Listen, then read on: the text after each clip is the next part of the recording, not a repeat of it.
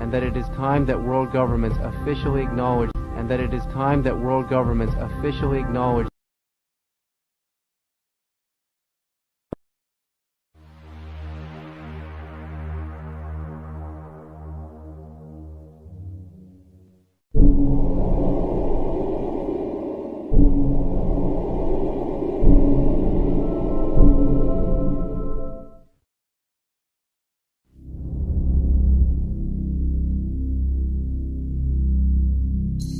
We have an unidentified flying object.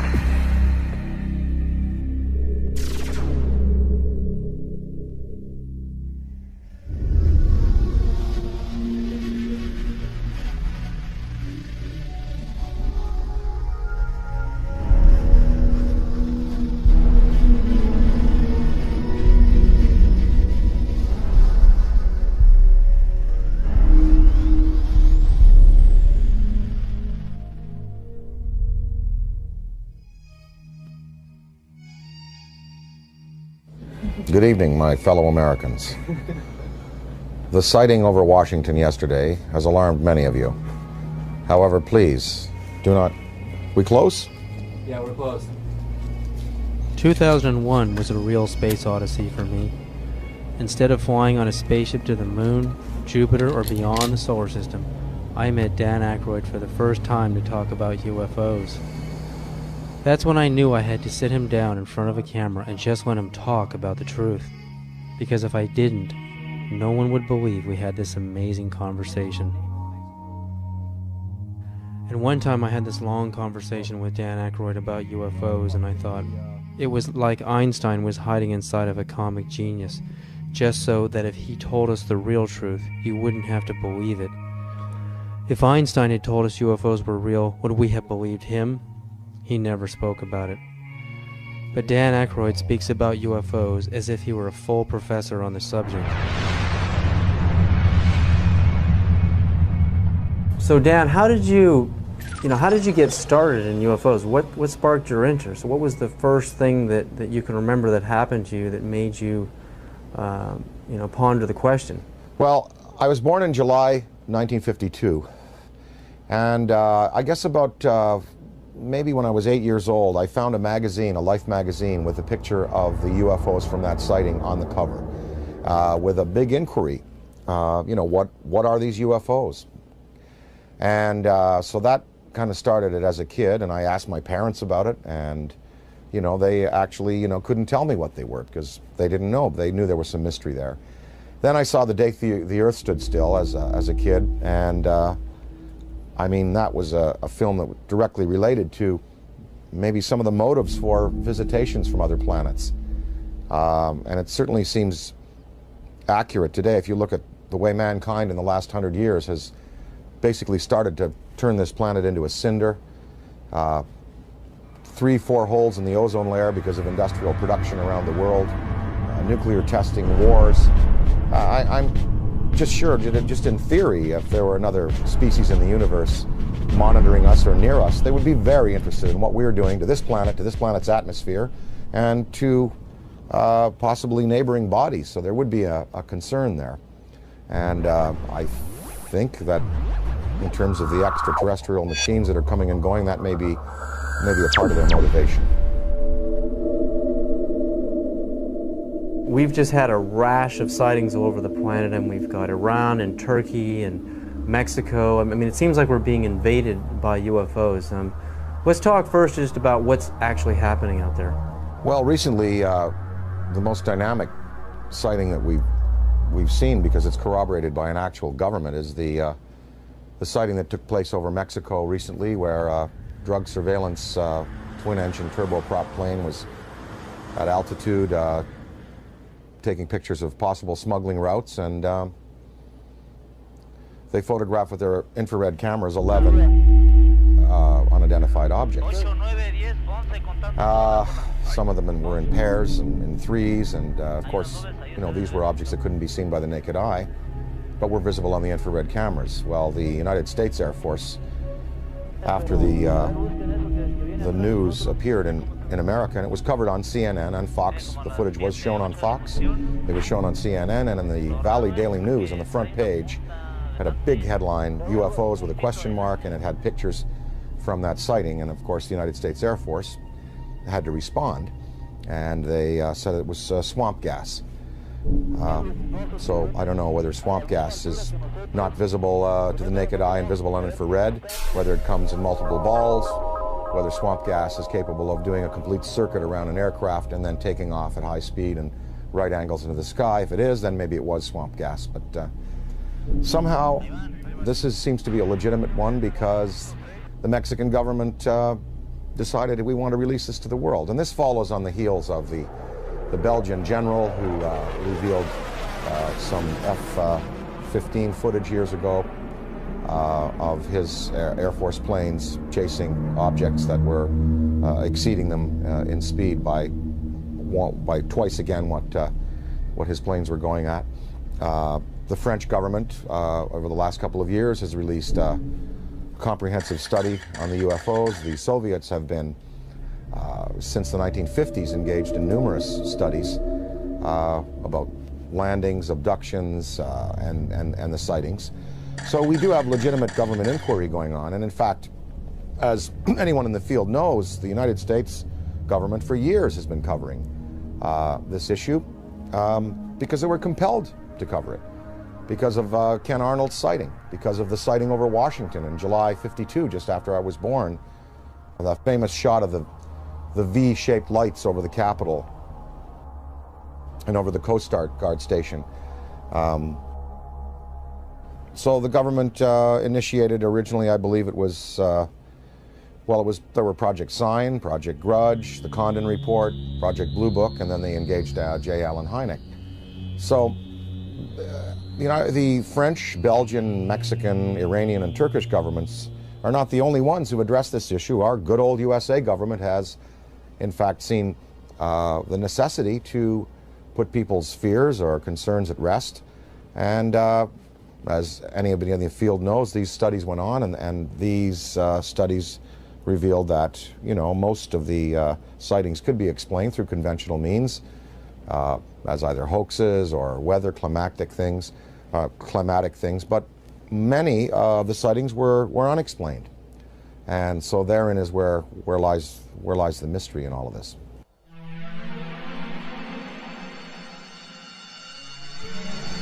Dan, what do you think is the significance of UFO technology? I mean, obviously, these guys, extraterrestrials, can come from one star system to another and visit Earth. I mean, recent headlines on CNN are talking about, and BBC, that we're going to run out of oil in 2026. We've got to get on to a better technology. I mean, to be able to go from another star system to Earth, obviously they have the answer. Well, the presence of these obviously intelligently controlled machines tells us that we are dealing with beings who have anywhere from 1,000 to 1 million to 10 million to 1 billion years advancement in technology on us. So you've got to figure that look what happened in the last 100 years. We have the Wright brothers at the turn of the century taking off in basically a fabric and wood aircraft. By 1969, we have lunar expeditions. In the year 2004, we have massive airplanes being built out of alloys and graphite, and this big ship that Airbus is building, the new Boeing plane. So in 100 years, from fabric and wood, we've come to, advanced metallurgy, fuel use, and propulsion in just 100 years. Imagine what a culture could accomplish in 1,000 years, or 10,000 years, or 1 million years, or 1 billion years. It's not inconceivable that you have intelligently manufactured and controlled machines that can not only traverse great distances in space by mastering gravity and the time-space continuum, but also the interdimensional travel that might be possible. Many theories now purport that there were not only 4 dimensions at the creation of the entire multiverse 14 billion years ago at the time of the Big Bang. There were 11, maybe as many as 21 dimensions. So some of these beings may be coming from an extra dimensional place. I mean, And what it says is that these technologies have been harnessed, and that it's possible to use other fuels that don't rely just on simple combustion. And there are many theories. I mean, some theories are that the military already knows about these forms of propulsion and lighter than air vehicles or metals that can be vibrated to a certain point where they become light waves, photons. But they're not telling us. They're not going to reveal that, obviously, to us, and we just have to keep the search going. So I think that it's incumbent on us as a race on this planet to begin to find alternatives to the fossil fuels, but we're just not doing it fast enough. It's probably been the greatest and most successful cover-up in the history of the world. UFOs are as real as the airplanes that fly over your head. That is my unequivocal conclusion. Oh my God.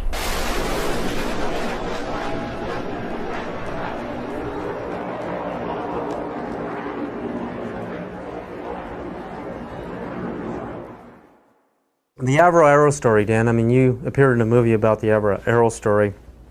Canada broke the sound barrier. Diefenbaker dismantles the whole aerospace program in Canada, and all the engineers are hired by NASA and Boeing down here, and we finally break the sound barrier.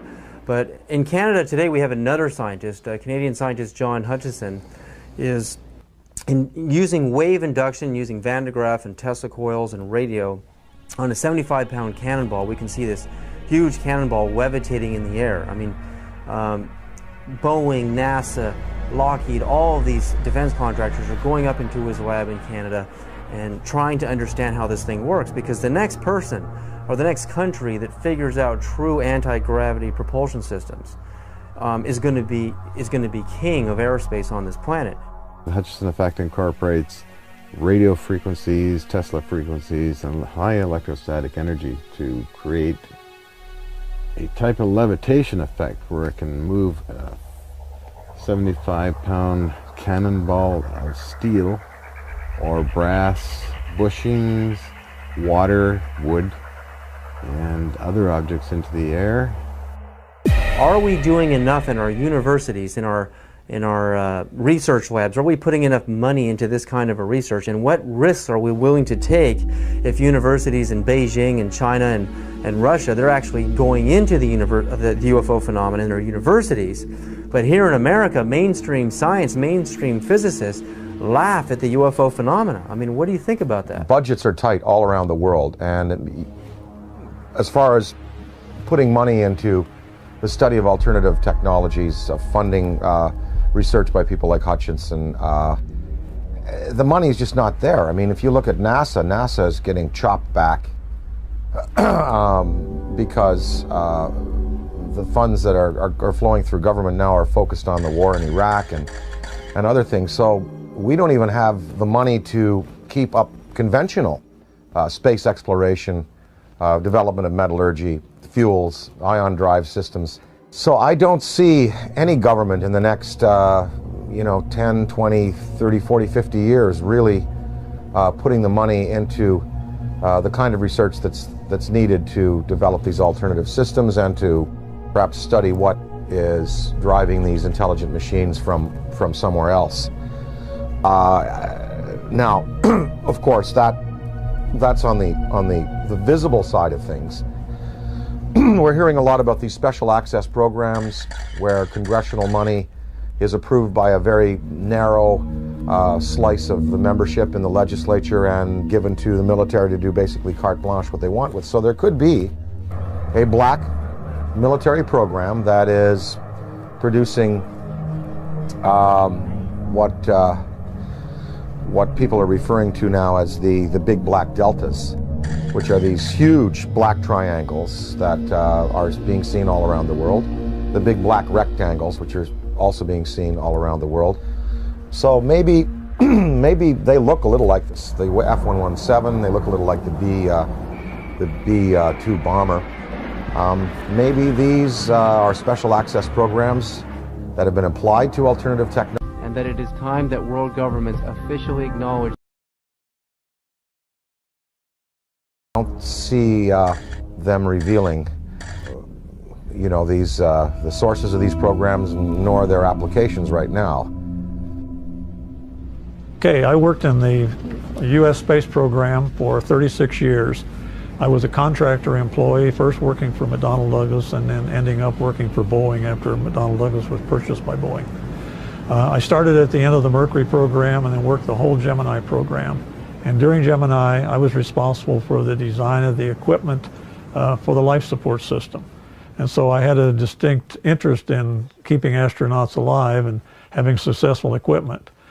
During the program, when we were flying the Gemini spacecraft, my interest in UFOs became very real. It became real because, first of all, Gemini 2, which was unmanned, it was rumored and talked about among our researchers that 2 UFOs had followed Gemini 2.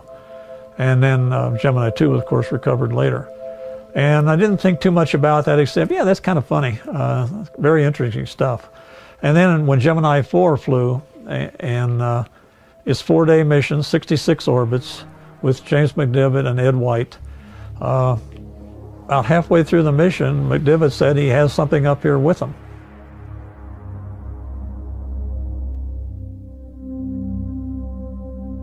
Astronaut Gordon Cooper is an American hero with a log of over 222 hours of manned spaceflight. He had a long and illustrious career of service to his country. With over 11,000 hours of flight, he was a fighter pilot, U-2 test pilot in the Air Force, and is one of the first men to ever fly in space. He orbited the Earth 22 times in Phase 7, the last of the Mercury missions, on May 15th and 16th of 1963. On August 21st of 1965, he orbited the Earth again on Gemini 5 and remained a backup for Apollo 10.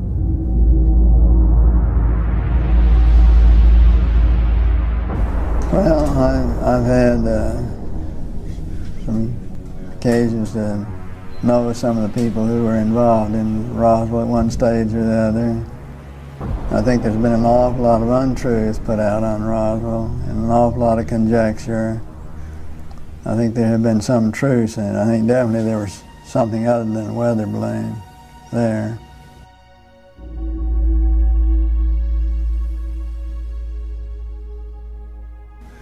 Very likely. I'd like to think they reversed engineered it and did something with it. You know, did some benefit with it, which would be the logical thing to do, but I have no way of knowing whether they did or not. Within hours of the crash at Roswell, U.S. General Nathan Twining designated the visitors as enemy aliens. It appears from his book that Colonel Corso agreed with that assessment, and that it has remained as official U.S. policy ever since.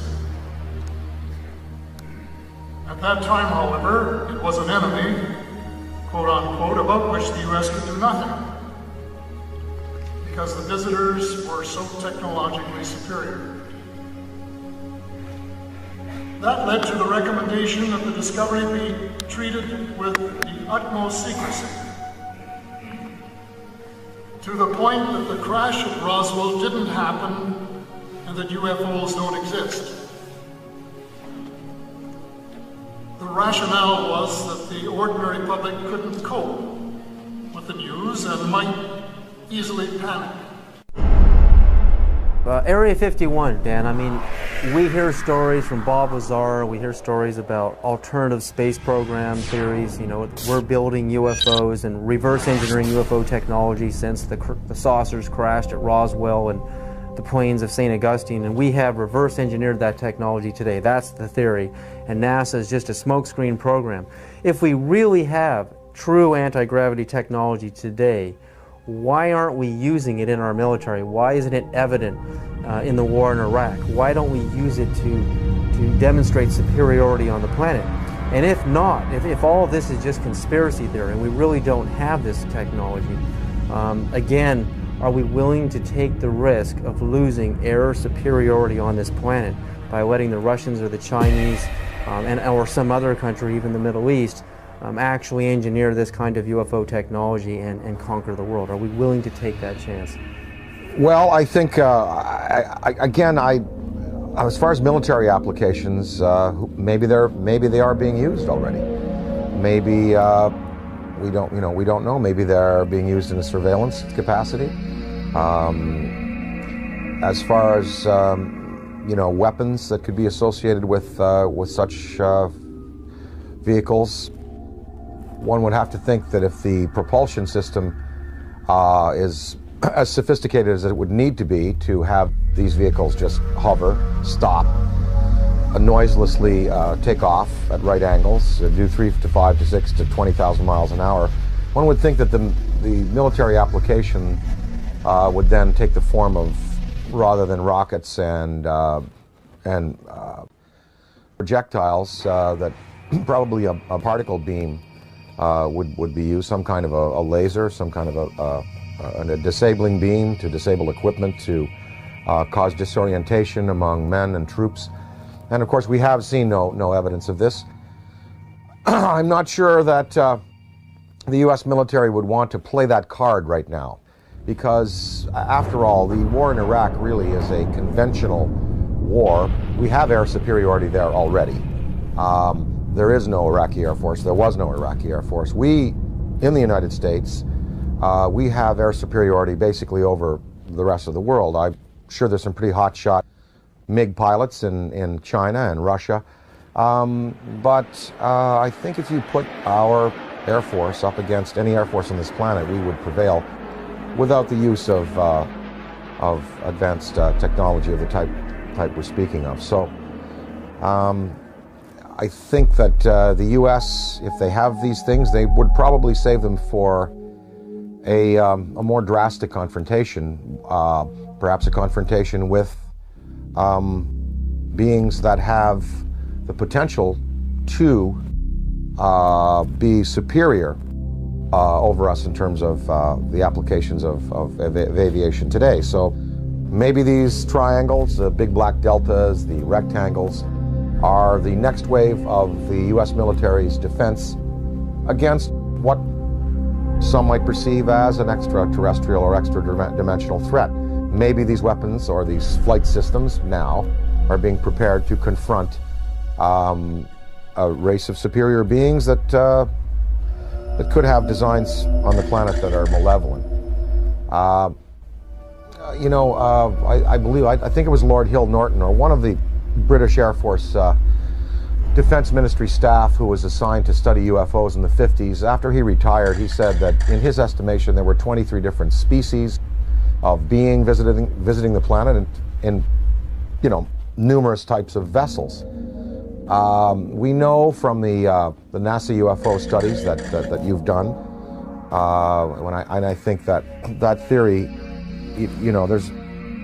there's nothing wrong with that theory that I can see that doesn't point to what you postulate, and that is that there are benevolent beings that are trying to heal the planet, hence the size of these ships that we're seeing in the STS cameras, and the fact that the ozone has holes in it, the fact that water could be a healing element there. What are these lifesaver-shaped little Dropostone-shaped ships conveying to our planet? Well, we see them coming into the atmosphere, and on the STS tapes and other forms of exposure, they're not releasing personnel, they're not releasing projectiles, and no harm has come to the planet,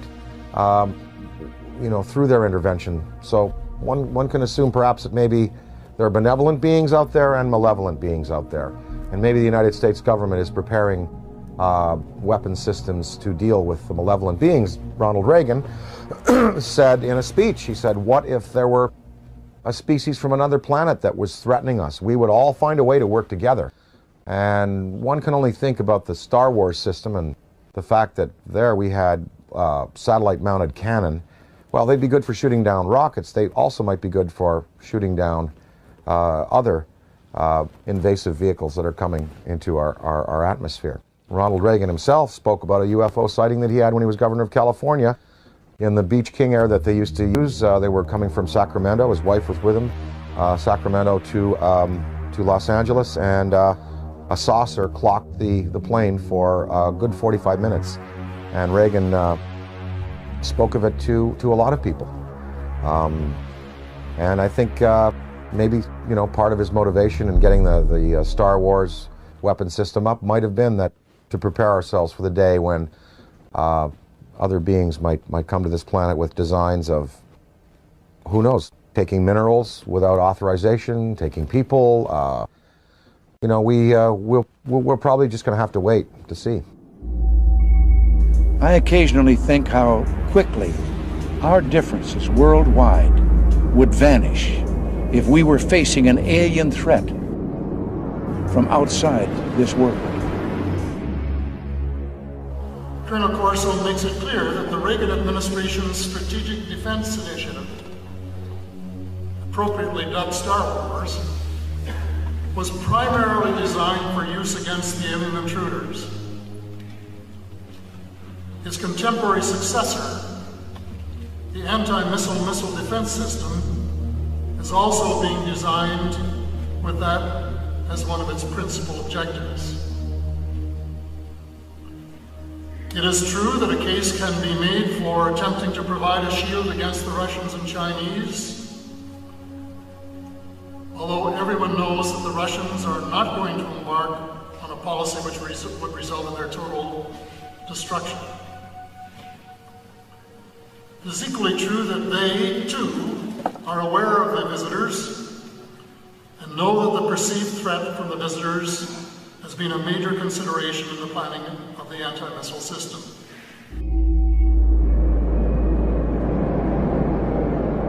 And the incident in question, as at least from my perspective, almost ignited a nuclear war, and that was 5 unidentified objects were picked up on radar coming in over the Pacific Northwest, Northern California, Southern Washington, Oregon area.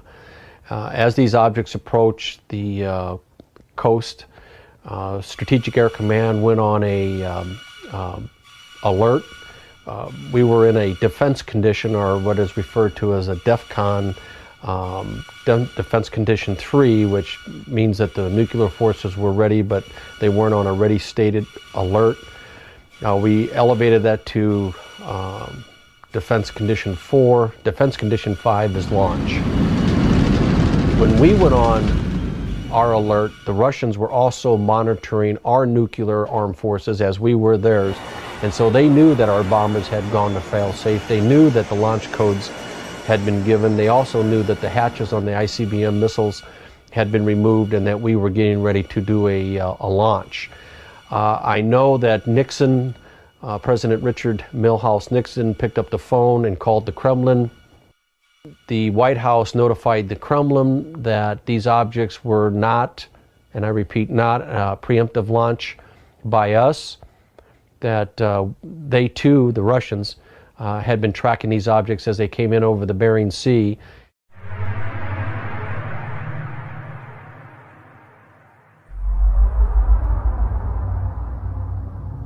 Probably moved 100 miles in a matter of a second or two. When we look at alien abduction, I mean, the idea of a human being being taken and having an implant inserted into their body, I often think of how biologists, how we tag whales. You know, we put a chip on a whale and we can track them via satellite, and also how, you know, we go into a frog's pond and we pull out the frog and we spread it out on the table. Remember in biology class we used to do this, and, you know, stick the little needles in his legs and cut him open. I mean, that's how we look at another life form in another world. So is it really a sign of violence and negativity that an extraterrestrial civilization is coming to Earth and doing the same to us, putting computer chip implants on us to track us, know where we are, study our species, do a little bit of biological experimentation. I mean, I know for us it's horrific. I mean, it's absolutely a violent thing for us as humans. But from their perspective, do you really think that they're being violent? Well, again, I have to go back to some of them might be here for good purpose. And that it is time that world governments officially acknowledge Kind, and some are here for selfish purposes. Maybe these abductions, even though they're done in a objective but biological way, like we dissect frogs, maybe they're doing it just for fun and for sport. I mean, I don't know. I think probably that that the fear could be justified in some senses. Anne Druffel has written this book about how to prevent being abducted. And we really think, even if benevolent species coming to this planet and taking a man and a woman and taking ova out of a woman and sperm out of a man, that's tremendously invasive and very traumatic for the human beings. So even if the motives are good, these actions are as violent as anyone we're capable of on the planet. I think that a certain amount of fear is justified. If you look at Day the Earth Stood Still, the first thing that happens is the army is assembled and guns are shot at these beings and at the ship.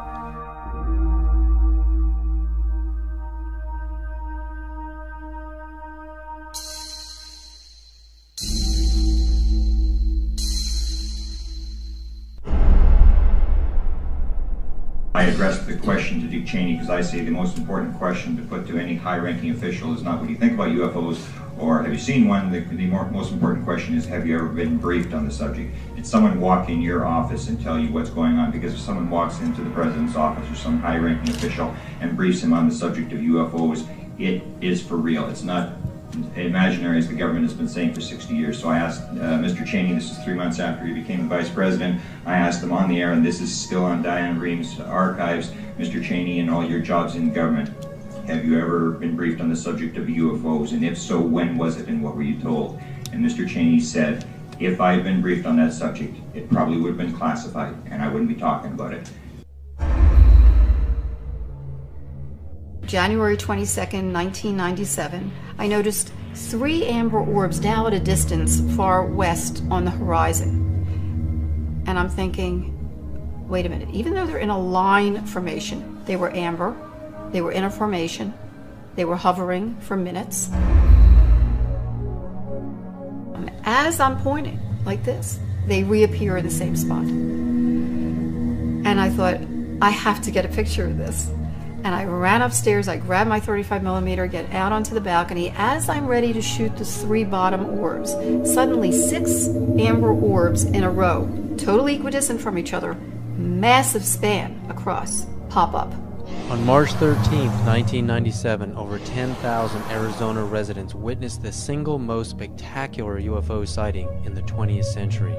Headlines surged the nation, and Arizona residents demanded answers from military and state officials.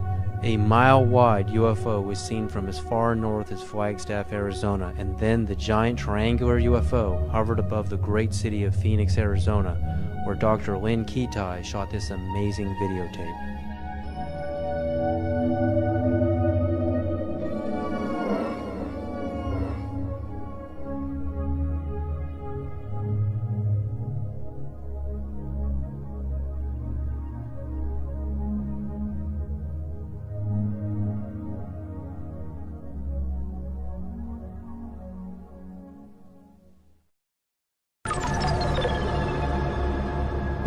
When we go out into space and we're exploring the cosmos out there and we're looking for signs of extraterrestrial life, what kind of a communication are we going to send out? I mean, if Dan Aykroyd was the ambassador, if you were the ambassador for Earth, what message would you teletype to ET? If I were to speak for mankind to these beings that were coming here, I guess what I would say is, let's go to some neutral place. Let's have a meeting with scientists from all around the world, world leaders. Let's sit down and basically have a sort of a forum with you, the extraterrestrial or extra-dimensional beings. Let's sit down and kind of get to know each other. And, you know, human instinct is pretty good. And I think, you know, it would almost like be a sort of a G8 style kind of summit with world leaders, scientific leaders, and these beings. And you'd sit down with them, and, you know, after about a week, or even a couple of days, or maybe a few hours, you would really sort of get a sense of what they're up to. But of course, you know, childhood's end, Arthur C. Clarke's great story. It looked like these beings were benevolent, even though they had a malevolent appearance. And in the end, we find out that they meant no good for our planet. So I think it's important that some branches of the military and police be briefed on these in a very real sense, and be told, you know, they are real, people are being abducted, there is mind control in play here, and that we do have to be vigilant. Now, if we knew that there was a purely benevolent race, like if something happened in Iraq where all of the electronics went out in the American military and all of the insurgents' rifles jammed, or we saw all of the polluted waters in North Carolina from the pig farming completely healed overnight, and different signs like this, then we would know we're dealing with a benevolent species, and then we could really be open and welcome. But then again, we would have to be cautious, because beings with that much power could give the impression that they're here to help when really they're not. So the verdict is out on all this. We just don't know which ones are benevolent, which ones are malevolent, and the degree to which they're going to continue interacting with our planet. But what would really help is if the United States military and police and government open it up to their staffs and say, look, this is something we really do have to consider, because, you know, maybe the defense, the survival of our species could well be at stake. If you look at the history, you know, from, say, Ken Arnold's first sighting in '47, going back to the Bible, Ezekiel's wheel, going back to the medieval manifestations of little saucers and UFOs, that painting of the Madonna that's very famous, in which it appears, up to now, there have been no mass murders by these beings. There's been no mass destruction of cities, but hundreds of thousands of people have been taken out of their lives, subjected to surgical experimentation, released back into the population, and are suffering trauma today for it. That is not good.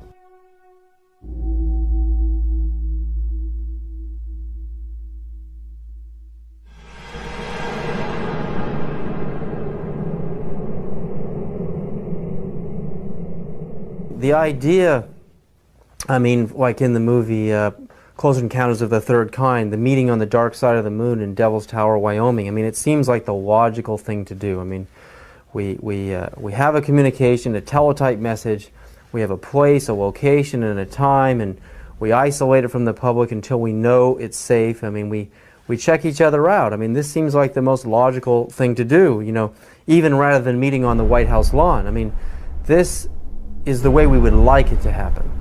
But that doesn't seem to be the way it's really happening. I mean, these extraterrestrials don't seem to be so interested in doing things politically the way we do things on Earth. They're picking certain individuals to contact. They are zeroing in on those individuals.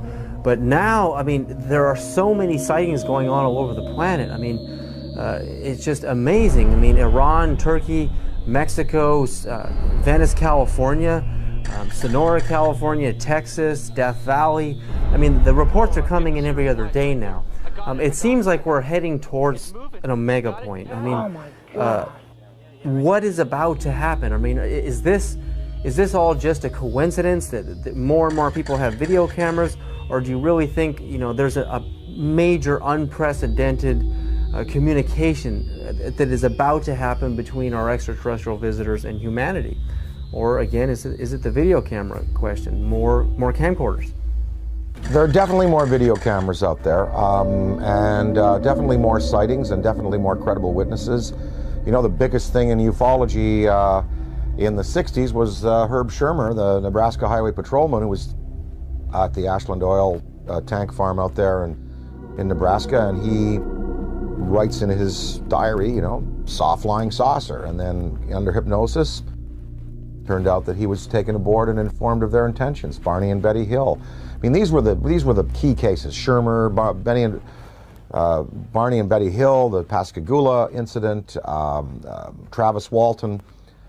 Now there are hundreds of cases like this, and I think that because it's in the consciousness, because we have, you know, a poll saying basically half of the world believes and half doesn't, we're reaching a point where, as Stephen Bassett talks about his time clock, it's like the nuclear time clock that we had in the 50s before we blew the world, you know, before we blew the world up. The theory that once the hands got to midnight, that's when all the nuclear weapons in the world would be discharged. Well, we've stopped that nuclear clock, thankfully.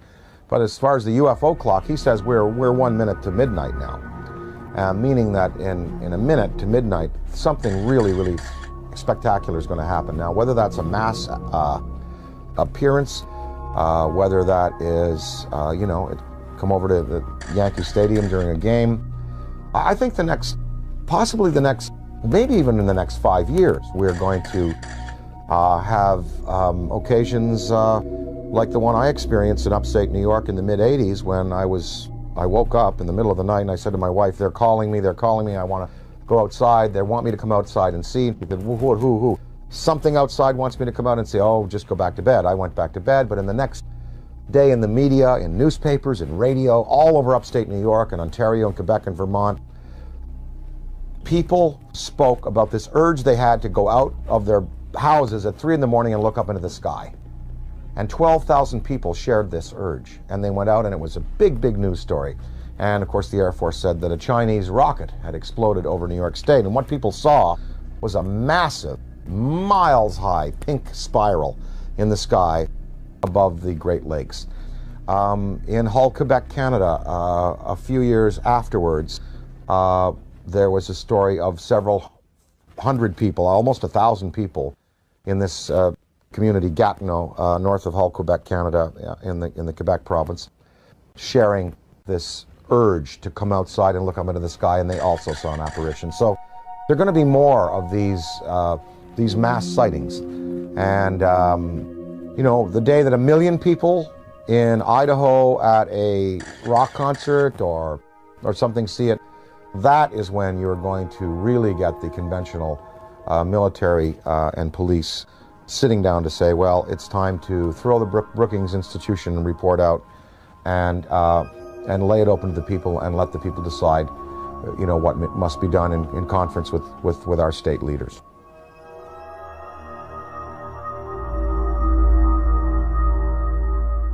And that it is time that world governments officially acknowledge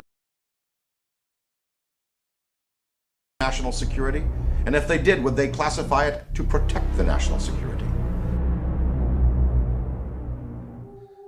So I would have to say, no, I couldn't agree to non-disclosure. I really couldn't if I saw something or photographed something. But I can see where other people, you know, wanting to do the best for their country, wanting to serve their country in a legitimate way would say, yes, I will not disclose. And this is based on the Brookings Institution report from the late 50s, which, you know, Congress commissioned, which said that if the existence of UFOs were revealed to the American populace would not be able to handle it. They would defy church authority, police authority, military authority, governmental authority. They wouldn't go to work. They would sort of cast aside the mayors and governors and presidents and go, we want to talk directly to these beings. We feel that these beings should, you know, have their case put to us directly by them themselves. I think the American populace today is ready to handle the concept that what we live in, the 4 dimensions of height, length, width, and time, is not all there is. There are more dimensional realities. There are advanced beings with machines that can skip from dimension to dimension, from galaxy to galaxy, using the Einstein-Rosen bridges, the wormholes. I think the American people I think half of them know, and I think the other half, with the proper evidence, would be ready to accept it. It's going to take a mass sighting for the U.S. government to finally say, look, we're going to come on side with France, Belgium, Mexico, Turkey, Iran, and we're going to tell the truth, and we're going to reveal what happened to Tom Mantell when he went up in his P-51, what happened in the Great Lakes when I believe it was an F-104, I believe, was scrambled over the Great Lakes in the 60s. What happened to him? You know, I think that that if you have that type of sighting, then there'll be no choice. Interdimensional travel. I mean, not just traveling through our dimension, but going into alternate dimensions, Dan. Would you, and if you could, a spaceship arrives in your yard, and you know you've got the barbecue out, and there's the steak on the grill, and they want you right now to come with them and go into another dimension, and to move forward and backwards on the timeline, to go forward in time and backward in time. If you could move forward and backward in time, are there any events in human history that you would interfere with, that you would change to alter the destiny and the course of humanity? Well, I wouldn't want to go back in time and change anything, because that would be a tampering that I wouldn't serve mankind well. Although there are many horrors, of course. Wouldn't you have loved to have caught Hitler as a 15-year-old and have him drown in a river? You know, because then we could have solved the Holocaust problem, and then World War II may not have, well, look, there were two guys. There was Otto Dinkel. You ever heard of him? Well, he was an orator hired by the German army, just like Hitler was, to speak. If Hitler died, maybe Otto Dinkel would have been the guy that would have gone on with this rabid anti-Semitism and wiped out 9 million people. Of course, one thinks of those things, but you don't want to go back in time and play with events, because you know where we've come to today and the improvements we've made in human rights and in regarding ourselves as sacred. They've come because of the bad things that have happened.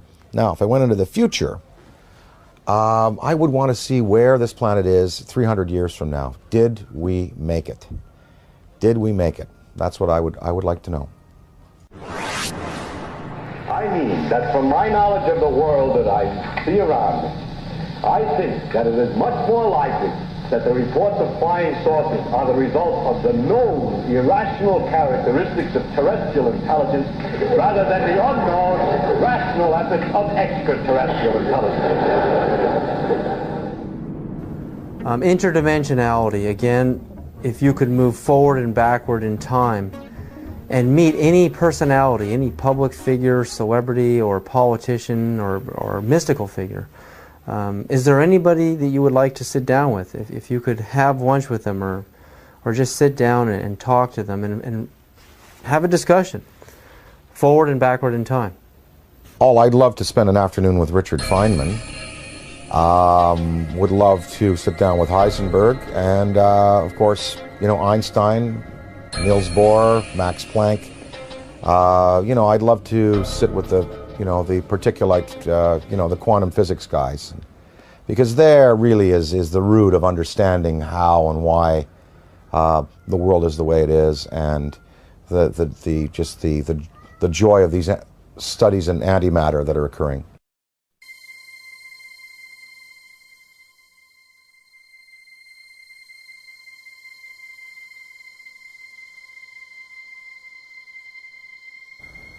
Everyone you picked is a physicist, a scientist, and I often think about how spirituality and science are merging, how they're kind of coming together. I mean, what ancient civilizations thought of a universe was really the Earth and the Sun and a few planets. And now with the advent of the Hubble telescope, we can see that the universe is far bigger than the ancients had ever imagined. So while science and religion are merging on some ideas, in other areas they're just far off. But to make matters even more complicated, the idea of parallel dimensions or parallel universes, I mean, it's just getting so vast out there. How do you map a multiverse? You know, I've talked to some guys, they say that fifth dimension, sixth dimension, could be right here by my ear and could be a millimeter wide and a millimeter across. You don't, because you're talking about, dimensions that defy any kind of dimensional understanding. And, there was I forget his name, he died recently, in the last 2 years, but he proposed that there are parallel realities just because of the way we go through time. Like, here we are in this interview right now. Well, what I said and what you said and what we all did 2 minutes ago still exists somewhere. Because we just did it. It's there. It's like a wake we've left. And if you had a time vehicle, you could go back to 2 minutes before and stop and see what we're doing 2 minutes before. You go back to your high school days. You go back to your days as an infant. And those realities are still existing alongside what we're progressing through. It's all a beautiful, beautiful mystery. I am here because I am a writer, a performer. I find it entertaining. I'm not a scientist. And I'm not a theosopher or philosopher. And I am just here because it is enormously, enormously entertaining. And mysteries like this are challenging.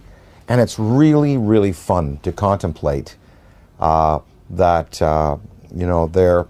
there may be beings out there who are concerned about our planet and who may give us the opportunity to advance ourselves. It's really fun to contemplate.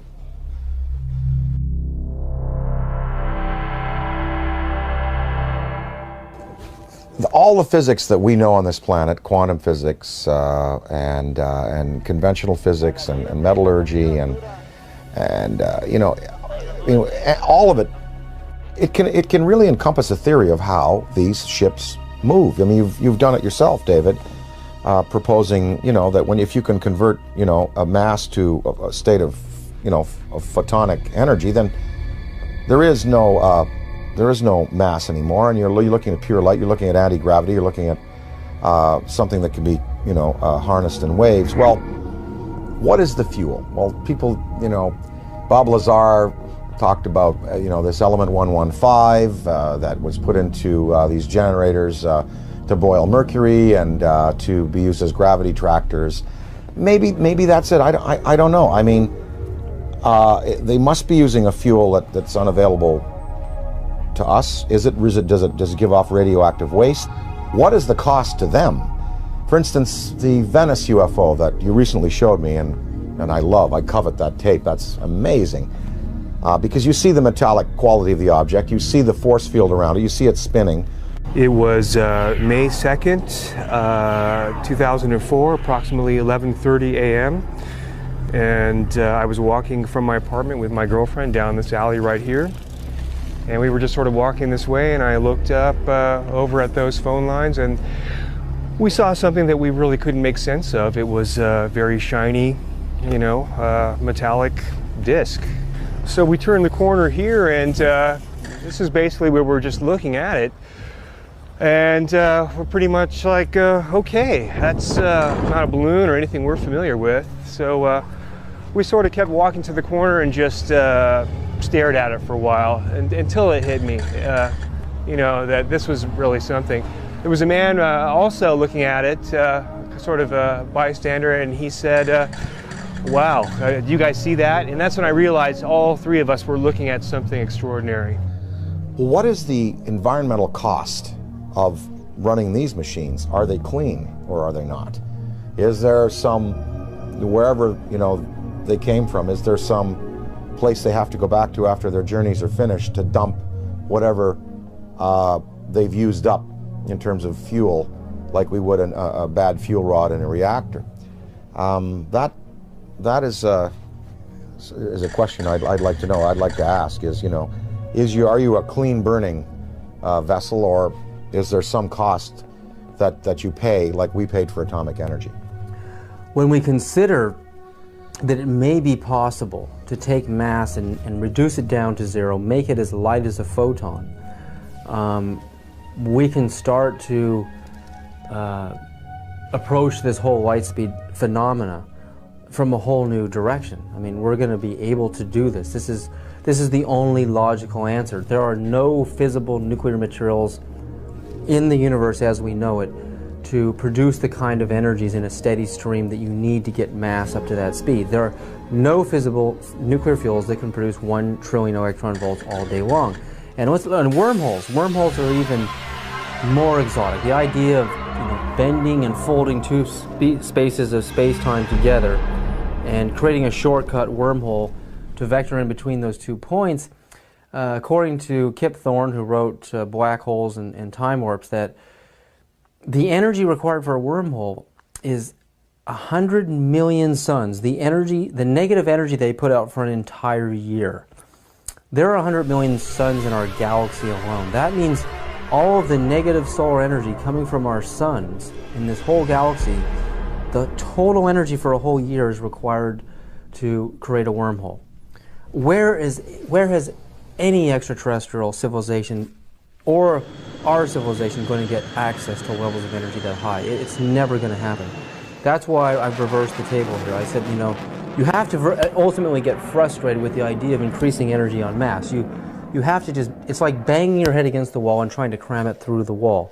You will never be able to do it this way. So the new way, as I propose, is to make this all possible. And when you consider UFOs coming in, stopping on a dime, and then accelerating and turning out into space, any Air Force pilot can tell you that stopping on a dime, the G-forces are going to throw you right through the walls. Yeah, you'll be crushed. And then sudden acceleration is going to do the same thing. It's going to destroy the body of the pilot. So this new approach and this new idea, I mean, this is just the inception, it's just the beginning, but I think this is really the only avenue that we can look down right now and the only way we can see solving this problem.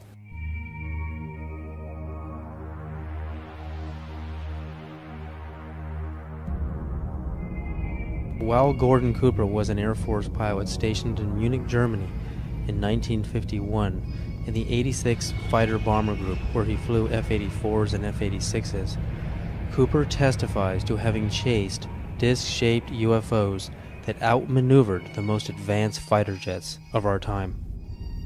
We were flying in Germany, and we were flying F-86s. And they would come over and do the same maneuvers that we make, except every once in a while one of them would go zip. And you just can't do that in a fighter, a conventional fighter. They're just typical saucer shape, double lenticular shape, metallic looking. Well, yeah, they weren't just random. They were flying fighter formations, very definitely under positive control.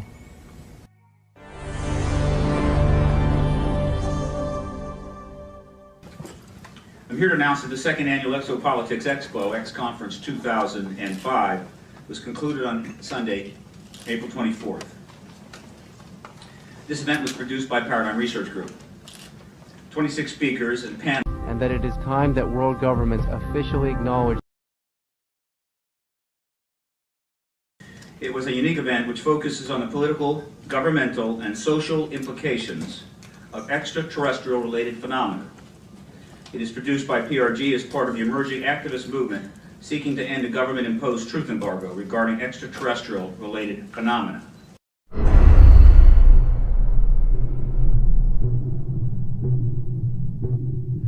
Do you believe, and describe, do you believe that your show was shut down for national security reasons? And tell us a little bit about what happened with the show out there.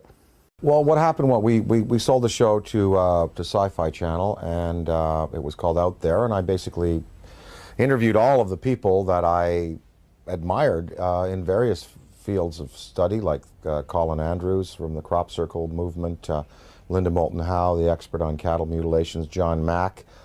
And let me just put a pin in things right there, because John Mack has taken the study of abductions, UFOs, right out through the other side, and he's going, yes, we know they're here, we know they're coming, we know people have been taken, we know there's experimentation going on, we know people have been told about agendas. What we now have to do is use that as a key and as a motivation to socially transform this planet, to a more peaceful, more loving, more tolerant state. So his movement, the movement for social change, has just accepts as a fact abductions, UFOs, interplanetary intervention, and what he's doing is taking it out through the positive side of it and saying, now we must use it to socially transform. And I think his message is great. But I talked to him, I talked to the Allagash guys who were taken in the canoe on that trip in Pennsylvania. The last show we did, I had both Bassett, who has the UFO time clock, and then Greer. Both Bassett and Greer were there. They were my two guests for the day. Well, the show was canceled that afternoon. And I was outside, before I knew it was canceled, in between the interviews. And I was outside, and Britney Spears called me because she wanted me to appear on Saturday Night Live with her. And so I was outside having a cigarette, the phone rang. Oh, Brittany, how you doing? Oh, sure, of course I will. I turned away like this. I turned back, and there was a black Ford across the road, a black Ford sedan. And I was trying to look at the plate, and the plate seemed kind of like fuzzy, and I was, definitely a police car. And two guys were there, and a big, big, tall guy got out of the back seat, and he stood in the street on 42nd Street it was. We were at 42nd Street and 8th Avenue, and he looked right at me. And literally, I was on the phone. Hey, oh, sure, of course I'd love for the show. Saw the Ford, went back like this, turned back like a half second later, and it was gone. And that car did not go past me. It did not make a U-turn, because I would have seen 42nd Street. I would have seen that thing take a U-turn and go away. That car vanished. That car was a cloaked vehicle of some type. And whether this was like a warning to me, because the guy got out of the back seat, gave me a real dirty look. That car vanished. I know what I saw. And it was just this fast. It was, oh, hi, Brittany, sure. Oh, of course, I'd love to. Guy gives me a dirty look. Oh, well, sure. Car gone. That's what happened. And then 2 hours later, we were told we were not to continue taping, and the show was canceled, and none of them would air. I don't know. I don't know. Was that an MIB experience? Black helicopters, military abductions that happen. Sometimes people are taken, and they talk about then being visited by military personnel and debriefed about their abduction. Was it a technology associated with some of these beings that are visiting that wanted to warn me off, or that wanted to give me verification that I was on the right track? I don't know. But I do know I did turn back a second later, and it takes so long for an automobile accelerating from 0 to 40 miles an hour to reach the corner of 8th Avenue and 42nd Street going past me, and then pulling a U-turn and going out towards Times Square. I would have seen that car. And I looked around. I was looking for that then. It was gone. So, I don't know. The tapes exist. I have them. We're going to try to repackage them. We might put them out on DVD.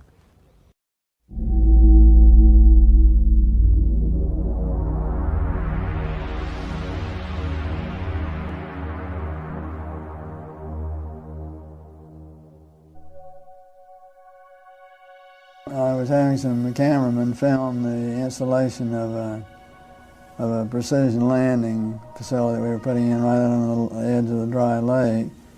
And this saucer flew right over them and put down 3 little gear and landed out on the dry lake bed.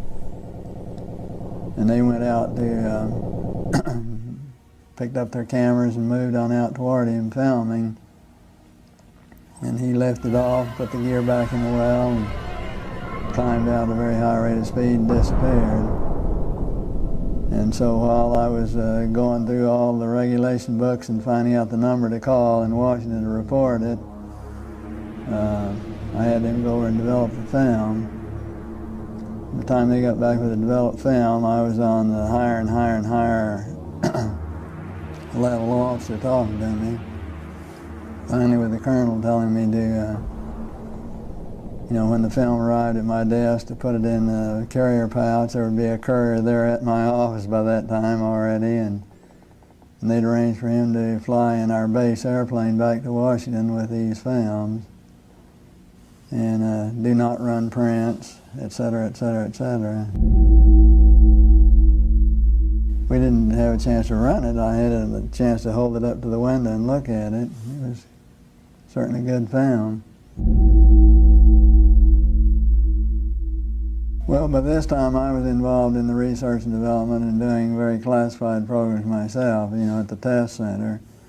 So I knew that we didn't have any vehicles of that kind, and I was 99 and 9/10% sure that the Russians didn't have any of that type either. So it certainly was, at that point in time, there was no doubt in my mind that this vehicle was made at some other place than here on Earth. And yeah, well, Buck Rogers and Flash Gordon coming true. Dude, I got it, man. Probably moved 100 miles in a matter of a second or two.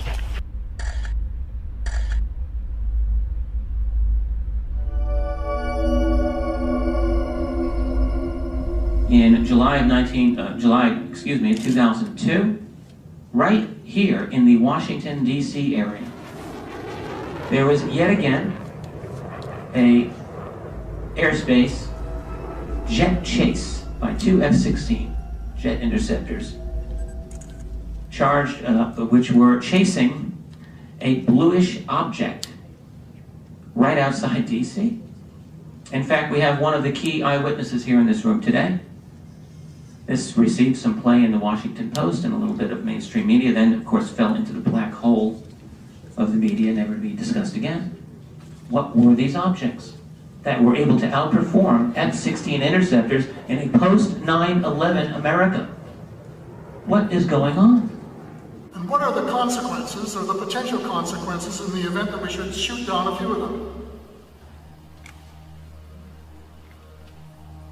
A related question that I have been asking myself is, to what extent are they really an enemy? What crimes have they committed against humanity? They have certainly upset the military by flying over their most secret installations, by shadowing their planes, and by buzzing their astronauts. The Army shot 1,430 rounds of anti-aircraft fire at the UFO between 3:12 and 4:15 a.m.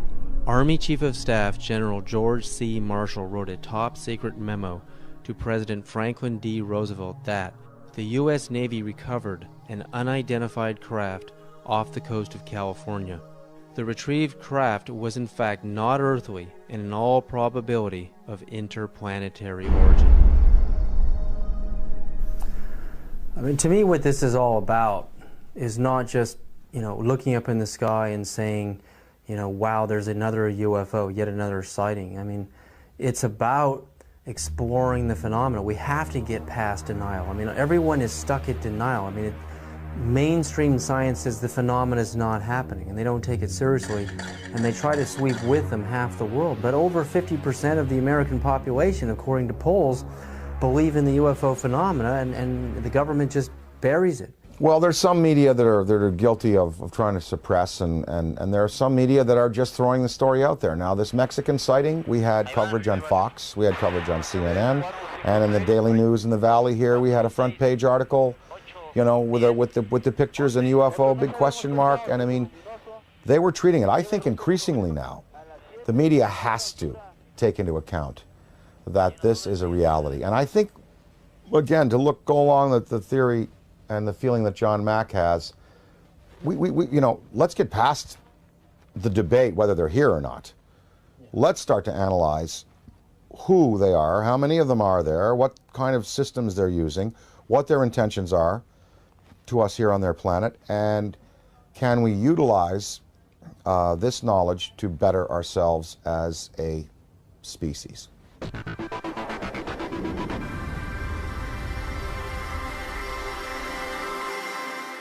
With the advent of the Hubble telescope, I mean, when you see how big it really is out there, and the idea that we're stuck on this myopic little ball, we're just glued to it, we can't get our eyes off of it. It's more of a mystery now than it ever has been. Why we're stuck here, and there's got to be a way to decode the matrix and finding out how these craft work, how we can get out into the universe ourselves. I mean, I think that's what this is really all about. It's not about trying to prove it whether it's right or wrong. It's trying to, it's like when the first time man saw a bird fly. Well, the last UFO symposium conducted by MUFON, they sent me the book of the speakers. There were many, many scientific people in there, many astrophysicists, celestial mechanics experts, metallurgists, you know, people who've been consulted on these cases over the years. No, I mean, when you have John Callahan, an ex-FAA supervisor, saying, yep, they're real. When you have John Schuessler, who was a Boeing engineer, now running MUFON, and saying, yep, you know, they're real. When you have, you know, pilots and personnel in the police and military coming forward in the Rockefeller Report and in the Disclosure Report saying they're real. When you have a Belgian general on television showing you a tape from a fighter which is filming an object escaping at high speed, when you have this Mexican case, you know, I think we can pretty well put it to bed and say, yep, they're here, they're doing things to us, with us, interacting with us. Whether we've had, you know, official military contact, again, that goes into the black box area, but there should be no debate anymore. UFOs exist. They are intelligently manufactured and guided technology from somewhere else, not this planet.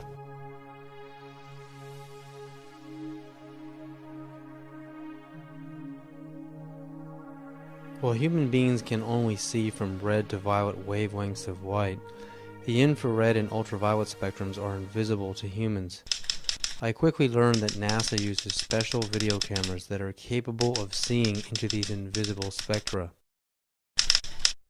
The tether has broken and is going away from us. Get it on the TV, Claude. Please get it on the TV. After the 12-mile-long tether snaps, several days later on an orbital pass, the cameras find something that should not be there. In the NASA STS-75 tether incident of March 1996, we find NASA using ultraviolet light-sensitive video cameras.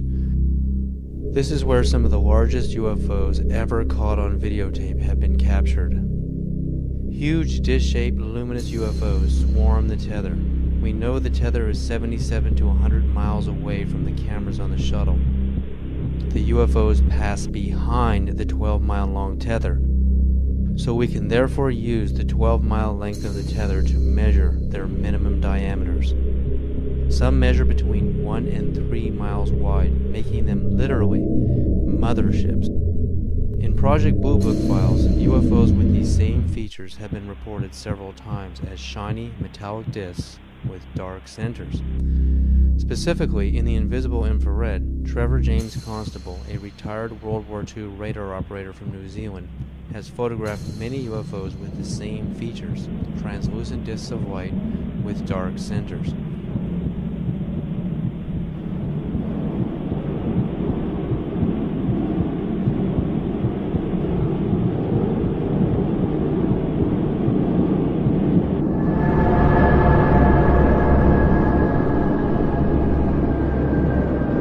And that it is time that world governments officially acknowledge